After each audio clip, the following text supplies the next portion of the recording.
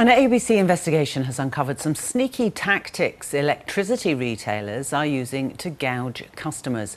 It's found hundreds of thousands of households are being moved to time of use or flexible tariffs. And experts say not many customers know it's happening.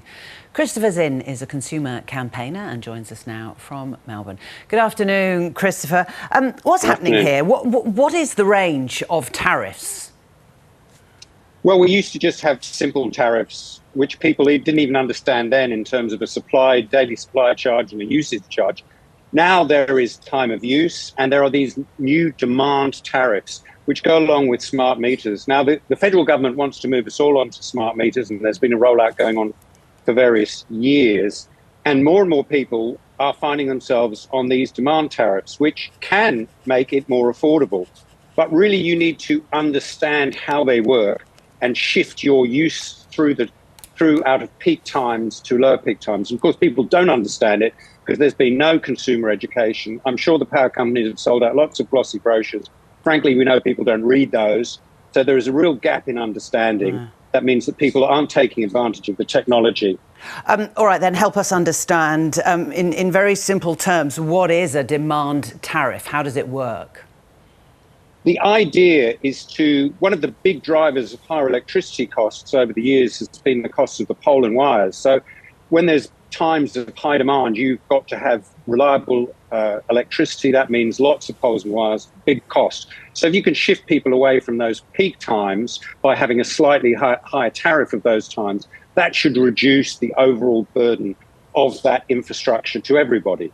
So that has a sort of public good, if you like. But of course, we're all interested in what's going to save us money as individuals. And certainly, if you understand the demand tariff, if you could go to a government comparison site and find out what to do, that would be great. But frankly, you can't. And really, there's only one Bill Hero, which is a private one, which actually can break down the demand tariff because it's very complicated.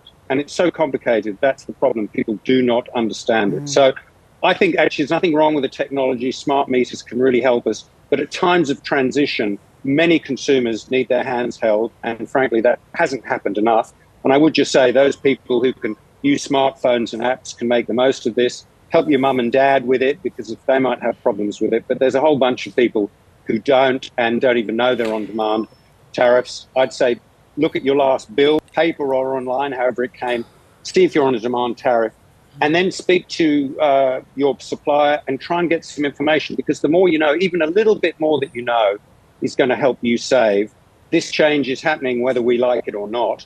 And it's a question of one, as an individual family, being able to make the most of it. But then also for those people who are more vulnerable, we need to help them more. And frankly, that doesn't seem to have happened. Can the consumer decide which tariff that they go on? Can they say, no, I don't want to be on this one, the demand one, I want to move to a different one? You could. Someone could look at their bill after this segment and I'm on demand, and they could phone up and they might be able to move. It does depend because it all depends on your distributor and your retailer. There's many of them around the country. But actually, you might move away from a demand tariff and actually your bill could go up. And it's very hard to say how much it would go up by or what sense. There's so many variables involved here. So I think the problem is not so much the demand tariff, it's our lack of understanding about how to use it. And again, a consumer empowerment piece can help there, but not everybody can do it. As that ABC investigation found, there's engineers who don't even understand this. So how's an ordinary person meant to get a grip of it? And there's the cynics out there, Christopher, that say all this actually does is just pad out the profits of the energy companies. Yeah, look, I'm a little bit more forgiving on that because, if you're genuinely sneaky in a way that is against the consumer law, then you can get a real great hiding. So I hope the regulators are looking at this.